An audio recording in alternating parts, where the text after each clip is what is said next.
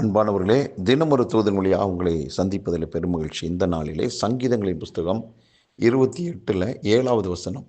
கர்த்தர் என் பெலனும் என் கேடகமுமாயிருக்கிறார். என் இருதயம் அவரை நம்பியிருந்தது. நான் சகாயம் பெற்றேன். ஆகையால் என் இருதயம் களிகூறுகிறது.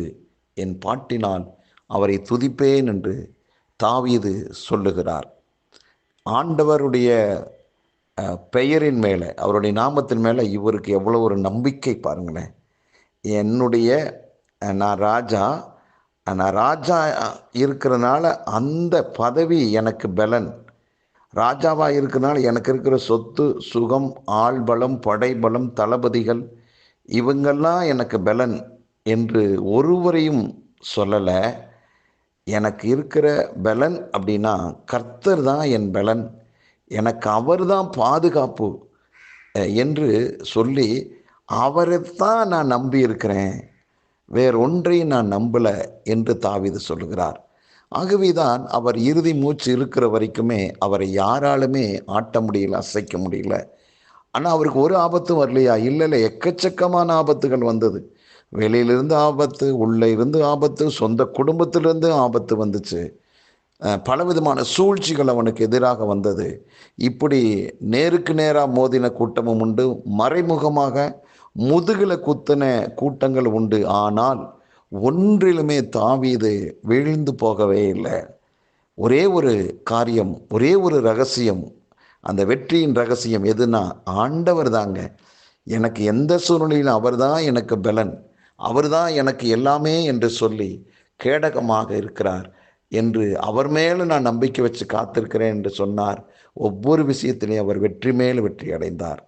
ஆகவே இன்றைக்கு நீங்கள் உங்கள் வாழ்விலே இதை மட்டுமே சொல்லுங்கள். ஆண்டவரே, நீங்கள் தான்ப்பா எனக்கு பாதுகாப்பு, நீங்கள் தான்ப்பா எனக்கு பலன், நீங்கள் தான் எனக்கு கேடகம் அரண் கோட்டை, எல்லாமே நீங்கள் தான். உங்களை என் இருதயம் நம்புது ஆண்டவரே, உங்கள் மேலே நான் விசுவாசம் வைக்கிறேன் ஆண்டவரே என்று இந்த நாளை நீங்கள் தொடங்கி பாருங்கள். இனி வரக்கூடியதான நாட்களில் தொடங்கி பாருங்கள். ஒருவேளை உங்களுடைய வேலை, உங்களுடைய பணி தளத்தில் இருக்கிற போராட்டம் ஆண்டவர் அறிவார். உங்கள் அலுவலகத்தில் நடக்கிற அரசியல் அவருக்கு தெரியும். உங்களுக்கு நேருக்கு நேராகவும் மறைமுகமாகவும் வெட்டுகிற குழி உங்களுக்கு தெரியும். இதன் நடுவில் நீங்கள் எழும்பணும், பிரகாசிக்கணும். அந்த இடத்துல நீங்கள் கொடிகட்டி பறக்கணும்னா உங்கள் நம்பிக்கை உங்கள் திறமையின் மேலே வேண்டாம், உங்கள் படிப்பின் மேலே வேண்டாம். இது வரைக்கும் நீங்கள் சம்பாதிச்சு வச்ச உங்கள் நல்ல பேரை வச்சு பிழைச்சிக்கலாம், இல்லை, அதையெல்லாம் ஓரங்கட்டுங்க. கர்த்தர் மேலே நம்பிக்கை வச்சு பாருங்களேன். இன்னும் அதிகமான ஒரு உயர்வையும் மேன்மையும் பாதுகாப்பையும் பார்ப்பீங்க. மனம் கலங்காதீர்கள். அவர் இன்றைக்கும் உயிரோடு தான் இருக்கிறார். இன்றைக்கும் உங்கள் மேலே அன்பாகத்தான் இருக்கிறார். அவர் உங்களுக்கு இன்றைக்கும் பாதுகாவலராக இருக்கிறார். ஆகவே பயப்படாமல் அவர் மேல் வைத்த நம்பிக்கை விசுவாசத்தோடு காத்துருங்க.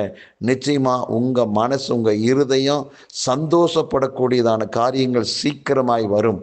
ஆம், எதுவெல்லாம் சஞ்சலத்தையும் வருத்தத்தையும் தவிப்பையும் கொண்டு வந்ததோ அந்த சஞ்சலமும் தவிப்பும் உங்களை விட்டு ஓடி போகும். இரட்டிப்பான மகிழ்ச்சியை, சந்தோஷத்தை சீக்கிரமாக நீங்கள் அனுபவிப்பீர்கள். ஆகவே அந்த நாள் தான் இந்த நாள். அவர் மேலே வைக்கிற நம்பிக்கை தான் உங்கள் வாழ்க்கையினுடைய வெற்றியின் முதல் அஸ்திவாரமாக இருக்கிறது. ஆகவே கர்த்தர் மேலே நம்பிக்கை வச்சு வாழுங்கள். நீங்கள் நிச்சயமாக பெரிய இடத்துல, மேன்மையான இடத்துல இருப்பதை உங்களுக்கு பிடிக்காத உங்கள் சத்துருக்கள் கண்டு வைக்கப்படுவார்கள். கர்த்தருடைய நாமம் உங்கள் வாழ்க்கையில் மகிமைப்பட போகிறது. தைரியமாக இருங்கள். ஜெபிக்கலாம். நல்ல பிதாவே, எங்கள் வாழ்வில் நீர் வைத்த அன்புக்காக நன்றி அப்பா. எந்த சூழ்நிலையில் எங்கள் மேலே நீர் அன்பு வைத்து நீரே எங்களுக்கு பலனாகவும் கேடகமாகவும் ஆண்டவரே பாதுகாப்பாகவும் இருக்கிறீங்க. உங்களை நாங்கள் நம்புகிற போது எங்களுக்கு சகாயம், எங்களுக்கு உதவி கிடைக்கிறது. அது நிமித்தம் நாங்கள் மகிழ்ச்சியாக வாழ்கிறோம். அப்படிப்பட்ட நல்வாழ்வை இதை கேட்டுக்கொண்டிருக்கிற எங்கள் யாவருக்கும் கர்த்தர் கொடுத்த தயவுக்காக நன்றி. ஒவ்வொருவரும் உம்மிடத்திலிருந்து சகாயம் பெற்று ஆண்டவரே அடைய வேண்டிய வெற்றியை அடைந்து மகிழ்ச்சியாய் வாழ்வார்களாக வாழ்த்துகிறேன், ஆசீர்வதிக்கிறேன்.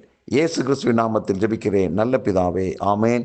இன்றைய நாளும் உங்கள் வாழ்வில் வெற்றியினால் கலங்காதீர்கள். நன்றி.